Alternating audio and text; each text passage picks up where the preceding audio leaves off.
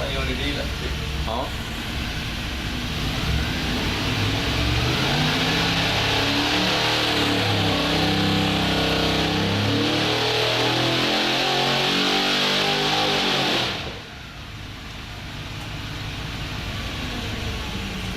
Det blir bara kort som fan. Mm. Ja, det var lite skillnad. Han bara, upp.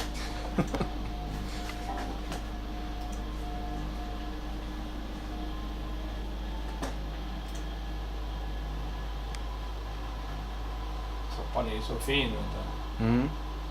Spikningsslutet igen. Så han spikar på det. Så att det är högfartsspikningar i motorn. Det är inget snack om. Eller så är det ventilsläpp. Mm. Det är samma karaktär. Ja. Vad vi än gör. Att, det kan lika gärna vara ventilsläpp om händer. Ja.